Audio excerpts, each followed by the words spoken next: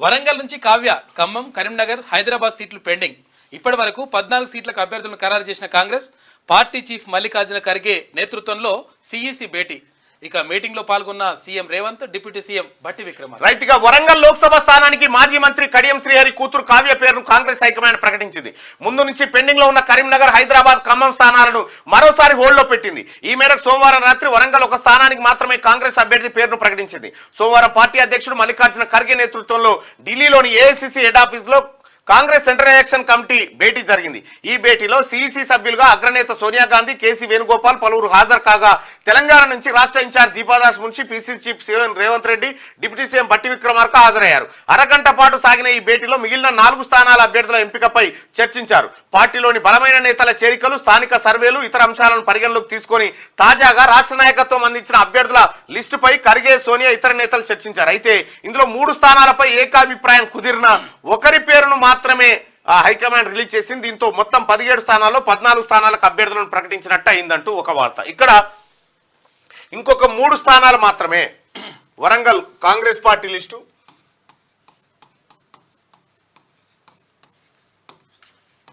లోక్సభ అభ్యర్థులకు సంబంధించి చూస్తే ఇక్కడ ఇప్పటికీ కాంగ్రెస్ పార్టీ 14 మంది అభ్యర్థులను ప్రకటించింది. 14 మంది అభ్యర్థులను ప్రకటించింది. నిన్న ప్రకటించినటువంటి రిజర్వ్డ్ ఎస్సీకి సంబంధించి దాదాపుగా ఎస్సీ కాన్స్టిట్యున్సీకి సంబంధించినటువంటి అన్ని నియోజకవర్గాలు పూర్తయిపోయినాయి. ఒకటి పెద్దపల్లి, నాగర్ కర్నూల్, వరంగల్, ఆదిలాబాద్. 3 వరంగల్, ఆదిలాబాద్. ఇవేమో ఎస్సీకి సంబంధించి. ఎస్టీకి సంబంధించి ఆదిలాబాద్, మహబాద్ ఇవి అయిపోయినాయి. ఇక్కడ కాస్ట్ ఈక్వేషన్స్ తీసుకుంటే ఇక్కడ ఆదిలాబాద్ లో లంబాడకి ఇచ్చినారు, అదేది మన గోండుకి ఇచ్చినారు. గోండు, మహబాద్ లంబాడా సామాజిక వర్గానికి సంబంధించి ఇచ్చినారు. ఇక్కడ పెద్దపల్లి విషయానికి వస్తే మాల సామాజిక వర్గానికి సంబంధించి. అయితే ఇక్కడ ఒక ఈక్వేషన్ ఏంటంటే మాలా ప్లస్ మున్నూరు కాపు కలిపి ఏది పెద్దపల్లికి సంబంధించి. ఇక ఎందుకంటే గడ్డం వంశీ సతీమణి మున్నూరు కాపు. అయితే ఇక నాగర్ కర్నూలు విషయానికి వస్తే మల్లు రవి మాల సామాజిక వర్గం. వరంగల్ విషయానికి వస్తే కడియం కావ్య బైండ్ల సామాజిక వర్గం. అయితే ఇక్కడ మాదిగలకు రాలేదనేటువంటి ఒక చర్చనైతే జోరుగా సాగుతా ఉంది. ఇక మాదిగలకు సంబంధించి ఇప్పుడు కంటోన్మెంట్ ఎమ్మెల్యే అక్కడ చనిపోయింది కదా లాస్ట్. కంటోన్మెంట్ కు సంబంధించి అభ్యర్థి విషయంలో అద్దంకి దయాకర్ పోటీ పడతా ఉన్నాడు. ఆయన కర్మనో మరి ఏమో తెలియదు. ఆయన మాల సామాజిక వర్గం అయ్యేసరికి ఇక్కడ కూడా ఆయన కార్డీలు ఎదురైతే ఉంది. ఇక్కడ మరి మాదిగ సామాజిక వర్గానికి ఇస్తారా, మళ్ళీ మాల సామాజిక వర్గానికి ఇస్తారా అనేది చూడాల్సినటువంటి అంశం. ఇది ఇప్పటిదాకా రిజర్వ్డ్ స్థానాలకు సంబంధించినటువంటి వాళ్ళు. ఇక ఒక్కసారి జనరల్ స్థానాలకు సంబంధించినటువంటి కాంగ్రెస్ అభ్యర్థుల లిస్టు చూస్తే మహబూబ్ నగర్, 2 భువనగిరి, 3 నల్గొండ, 4 చేవెళ్ళ, 5 మల్కాజ్గిరి, 6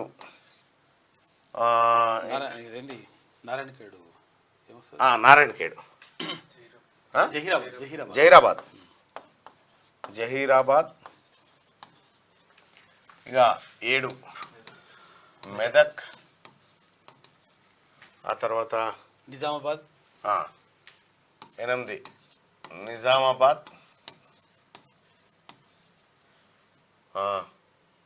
9ది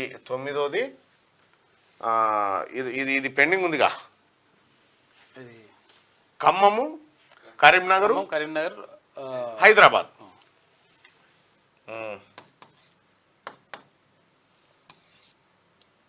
ఖమ్మం, కరీంనగర్, హైదరాబాద్. రైట్. ఇక్కడ ఇవి 5 ప్లస్ ఈ 11 అవి 5 ఎంత అవుతున్నాయి 16. ఇంకొకటి కావాలి కదా, ఇంకొకటి ఏది కరీంనగర్, ఖమ్మం, నిజామాబాద్, మెదక్,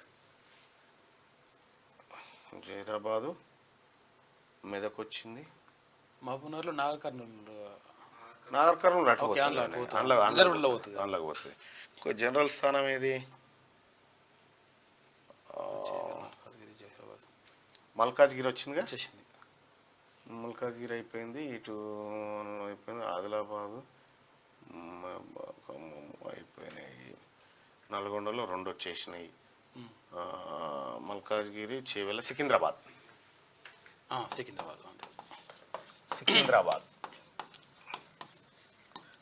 స్థానాలు ఇవి ఉన్నాయి. ఇక్కడ మహబూబ్ నగర్ లో వంశీరెడ్డికి ఇచ్చిరు. ఆ తర్వాత భువనగిరిలో కిరణ్ రెడ్డి, చామల కిరణ్ రెడ్డి, నల్గొండలో రఘువీర్ రెడ్డి, ఆ తర్వాత చేవెళ్ళ రంజిత్ రెడ్డి, మల్కాజ్గిరి నుంచి పట్నం సునీతారెడ్డి, సునీతారెడ్డి, జహీరాబాద్ నుంచి సురేష్ షెట్కార్, మెదక్ నుంచి నీలం మధు, ఇది నీలం మధు, నిజామాబాద్ జీవన్ రెడ్డి, ఖమ్మము పొంగులేటి శ్రీనివాస్ రెడ్డి సోదరుడు పొంగులేటి ప్రసాద్ రెడ్డి అన్నా లేకపోతే రఘురామ్ రెడ్డి అన్న, పొంగులేటి శ్రీనివాస్ రెడ్డి అన్న ఏది సోదరుడు అన్న, మేబీ ఇది రెడ్డి కేటాయించేటువంటి అవకాశం ఉంది. ఇక కరీంనగర్ రెడ్డి ఆర్ బీసీ లేదా వెలమ ఇది నడుస్తూ ఉంది. హైదరాబాద్కు సంబంధించి ఒక ముస్లింలకు కేటాయించేటువంటి అవకాశం ఉంది. ఇక సికింద్రాబాద్ బీసీలకే కేటాయించారు దానం నాగేంద్రకు సంబంధించి. ఇక్కడ ఓవరాల్ గా చూసుకుంటే 1 2 3 4 5 6 ఇది ఒకటి ఇస్తే 7 అవుతుంది.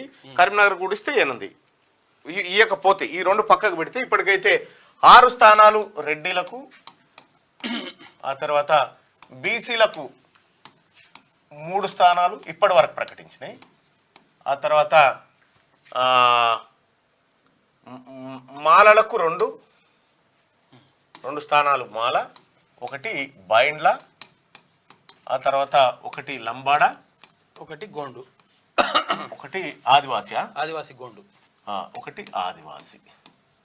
ఇది ఇప్పటిదాకా కాంగ్రెస్ పార్టీలో ఉన్నటువంటి ఈక్వేషన్ ఇది. అయితే ప్రస్తుతం ఉన్నటువంటి పరిస్థితిలో ఇగో ఈ 3 స్థానాలు ఇంకా పెండింగ్ లో ఉన్నాయి. ఈ 3 జనరల్ స్థానాలు. ఖమ్మంలో పోటీ మన బట్టి విక్రమార్క గారు సతీమణి అంటే ఆ ఖమ్మం సీటు నుంచి కొద్దిగా వెనకడుగు వేసినట్టు తప్పుకున్నట్టుగా వార్తలు వస్తా ఉన్నాయి. ఎంతవరకు నిజమో తెలియదు. అయితే ఒకవేళ వాళ్ళు తప్పుకుంటే మటుకి ఖమ్మం సీట్లో పొంగులేటి ప్రసాద్ రెడ్డి అన్నకు సంబంధించినటువంటి సీటు దాదాపుగా అది కన్ఫర్మ్ అనుకోవచ్చు. లేదంటే రఘురామ్ రెడ్డి గారు ఏదైతే రామసాయం సురేందర్ రెడ్డి గారు ఉన్నారో చాలా లెజెండరీ లీడర్ ఆయన కొడుకు లేదంటే ఈయనకు అది రెడ్డి సామాజిక వర్గానికి. ఇక కరీంనగర్ సంబంధించి ముఖ్యమంత్రి రేవంత్ రెడ్డి గారు ఏది మనం ఎన్నికల టైంలో ప్రవీణ్ రెడ్డి గారికి మనం మాట ఇచ్చినాం కాబట్టి ఆ మాట నిలుపుకోవాలనేటువంటి చర్చ ఆయన జరుగుతూ ఉంటే, హైకమాండ్ ఏమో బీసీకి ఇస్తే బాగుంటుంది అనేది ఒక చర్చ జరుగుతూ ఉంటే, ఇక్కడ ఇంకా కొంతమంది ఏమో వెలమకియాలనేటువంటి చర్చ జరుగుతూ ఉన్నది. అయితే ఇక్కడ కరీంనగర్ దగ్గర నా పేరు కూడా చర్చకు వచ్చింది. అయితే ఇక హైదరాబాద్కు సంబంధించి ఒక ముస్లిం కన్ను ఇవ్వాలన్నటువంటి ఉద్దేశంతో ఉన్నారు.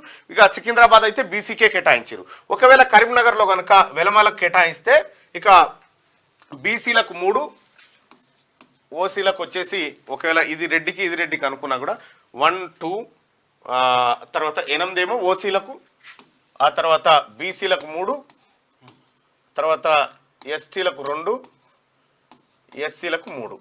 ఇంతే కదా 11 16 అవుతుంది.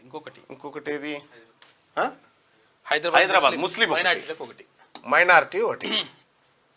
సో ఇది ఈక్వేషన్ కాబోతా ఉంది మొత్తం. ఏది ప్రస్తుతం ఒకవేళ ఇదే కేటాయిస్తే ఇది మరి దీంట్లో ఏమైనా మార్పులు చేర్పులు చేస్తారనేది అధిష్టానం ఎట్లా నిర్ణయిస్తుంది అనేది చూడాల్సినటువంటి అంశం. సో అలాగే మిగతా పార్టీల విషయానికి వస్తే మిగతా పార్టీలో బీఆర్ఎస్ పార్టీ బీసీలకు 6 సీట్లు దాకా కేటాయించినట్టుంది. భారతీయ జనతా పార్టీ 5 సీట్లు కేటాయించినట్టుంది. ప్రస్తుతానికైతే కాంగ్రెస్ పార్టీ 3 సీట్లని బీసీలకు అకామిడేట్ చేయగలిగింది. ఇంకొక సీట్ ఏమైనా అరేంజ్ చేస్తారా మరి లేకపోతే ఇంకే ఎలాంటి ఆలోచన ఉందనేది తెలియదు. అయితే బీసీలకు ఇక్కడ జరిగినటువంటి అన్యాయాన్ని ఆంధ్రప్రదేశ్లో పూడ్చాలి అనేటువంటి ఒక చర్చ కూడా జరిగినట్టుగా తెలుస్తా ఉంది.